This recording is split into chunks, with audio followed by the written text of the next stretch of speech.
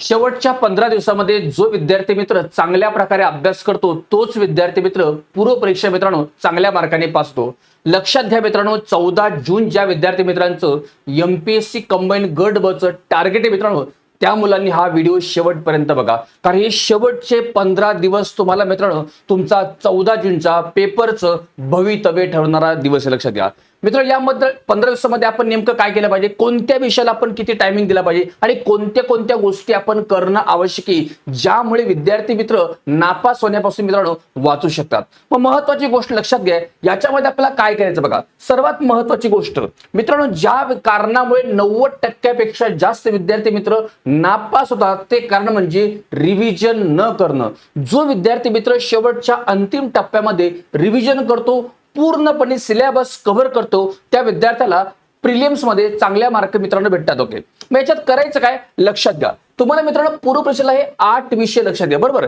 याच्यात तुम्हाला आपलं history, geography, economy, current affair, polity, science, maths, reading हे तुमचे 8 विषय, बरोबर. या 8 विषयाला बघा 2 प्रकारे तुम्हाला रिव्हिजन करायची. आता मित्रांनो 2 प्रकारे रिव्हिजन कशी करायची, ही जी रिव्हिजन तुम्हाला 4-4 तासाची हे तुम्हाला सेल्फ रिव्हिजन आहे बघा. म्हणजे तुम्हाला काय करायचं, स्वतः रिव्हिजन करायची. म्हणजेच काय, प्रत्येक विषय मित्रांनो आपल्या स्वतःला 4 तास टॉप टू बॉटम तुम्हाला रीड करायचं आहे. याच्यात करायचं काय बघा, आपण वर्षभरामध्ये मित्रांनो जो विषय ज्या पुस्तकामधून वाचलेला आहे, ज्या गोष्टी आपण हायलाइट केल्या, ज्या गोष्टी आपण नोट्स करून ठेवल्या, अंडरलाईन केल्या, ब्रॅकेट केल्या, त्या गोष्टी आपल्याला काय करायच्या 4 तासामध्ये त्या विषयाच्या पूर्णपणे टू द पॉइंट तुम्हाला रिवाइज करायच्या.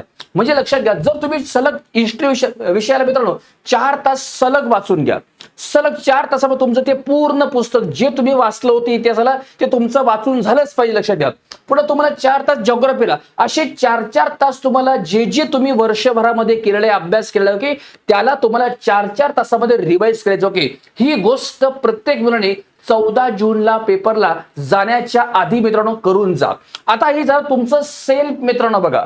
दुसरी गोष्ट, आता याच्यामध्ये होतं काय मित्रांनो, रिव्हिजन करा, तुम्ही सेल्फ रिव्हिजन केलेली, परंतु जर आपण ही रिव्हिजन एखाद्या सब्जेक्ट एक्सपर्ट कडून मित्रांनो समजून घेतली किंवा करून घेतली तर आपल्याला अजून जास्त फायदा भेटतो. याच्यामध्ये करायचं काय, मग 6 तास बघा, प्रत्येक विषयाला मी तुम्हाला 6-6 तास दिले, 8 विषयाला तुम्हाला 6-6 तास मित्रांनो डिवाइड केले.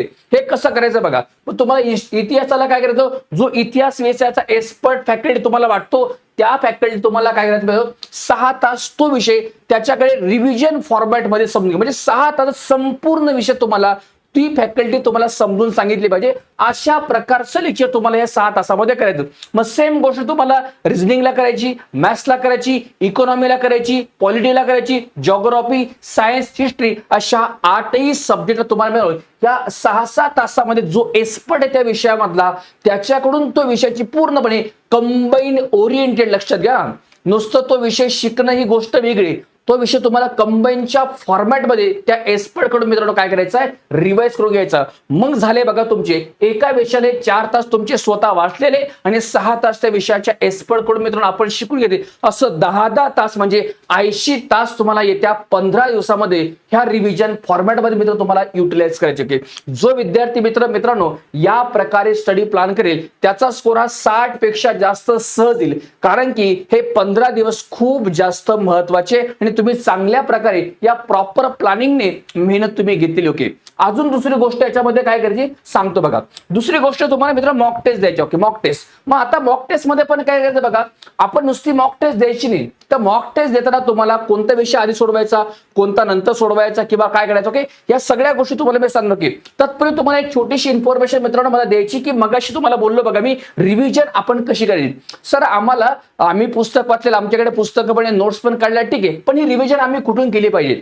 तर ही रिव्हिजन तुम्ही मित्रांनो काय करा, हे आपलं बघा इग्नाइटचं मित्रांनो 2 जून, 3 जून, 5 जून, 6 जून तुमचे 12-12 तासांचे मित्रांनो 4 दिवस, 12 चोक 48. ओके, 48 तासाचं तुमचं महा रिव्हिजन सेशन मित्रांनो आपण प्लॅन केले, जे महाराष्ट्रातल्या टॉप फॅकल्टी तुमच्या मित्रांनो याच्यामध्ये तुम्हाला प्रत्येक विषया 6-6 तास समजून याच्यामध्ये सांगणार आहे. म्हणजे तुमचं राज्यघटना तुम्हाला विशाल दोंडे सर घेणार आहे, नितीन सर तुम्हाला भूगोल घेणार आहे, राजेश सर जाधव घेणार आहे, राजेश जाधव सर तुम्हाला सायन्स घेणार आहे, किरण सर मी सर तुम्हाला बुद्धिमत्ता घेणार आहे, मकरंद सर मॅथ्स घेते तुमचे, दीप्ती मॅडम तुम्हाला इतिहास घेणार आहे, अमोल सर तुमचं करंट घेणार आहे आणि अभिजित सर तुमचं इकॉनॉमिक्स घेणार आहे. असा तुमचा ह्या मित्रांनो 4 दिवसाचा 48 तासाचा पूर्णपणे रिव्हिजनचा कंबाईनला धरून आपण हा प्लान आहे. याची लिंक वगैरे तुम्हाला मी खाली टाकले. या प्रकारे तुम्हाला काय करायचंय, या प्लॅनला फॉलो करायचं, लक्षात घ्या. ओके, दुसरी गोष्ट बघा, तुम्हाला बोलतो मित्रांनो मॉक टेस्ट. आता मॉक टेस्ट द्यायच्या कशा नेमक्या बघा.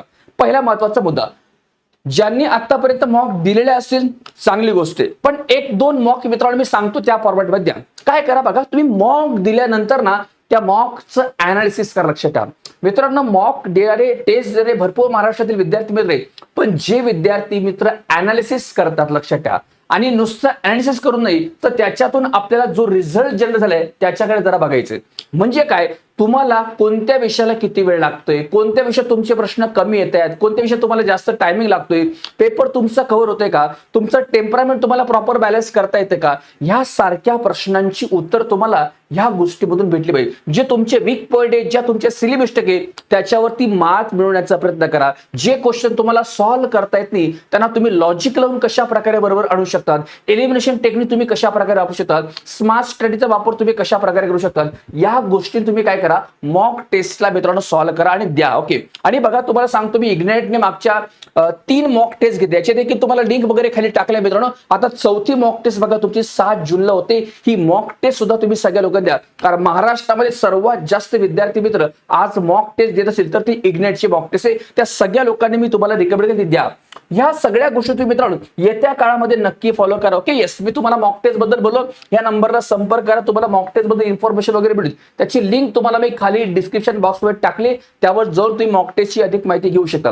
दुसरी गोष्ट, जे विद्यार्थी मित्र आता 2026-27च्या कंबाईनची तयारी करतात बघा, त्यांच्यासाठी आपण कॉकरोच बॅच मित्रांनो सुरू केली. ही बॅच जी तुम्हाला एमपीएससीच्या कंबाईनच्या गट ब आणि क ला इंटिग्रेटेड स्वरूपात मित्रांनो बॅच आहे. याच्यात तुम्हाला टॉप फॅकल्टीने बनवलेल्या नोट्स असतील तुमच्या, ओके, टेस्ट सिरीज असतील तुमच्या 1000 पेक्षा जास्त, 8 विषयांचा प्री प्लेसमेंटचा प्लॅन असेल तुमच्या, टेस्ट असेल, रिव्हिजन फॉर्मॅटमध्ये तुम्हाला सेशन असेल, याच्यामध्ये ऑफिसरच्या माध्यमातून तुम्हाला मेंटरशिप असेल, अशा भरपूर साऱ्या गोष्टी. आणि महाराष्ट्रातल्या बघा 12 पेक्षा जास्त फॅकल्टी तुम्हाला या बॅच मध्ये गायडन्स करतात, शिकवतात. नक्की या बॅचचा फायदा घ्या. याची देखील लिंक तुम्हाला मी खाली डिस्क्रिप्शन बॉक्समध्ये टाकली. मित्रांनो, शेवटच्या काही दिवसामध्ये मी सांगितलेल्या स्ट्रॅटेजी फॉलो करा आणि आपले मार्क मित्र 100% वाढवा.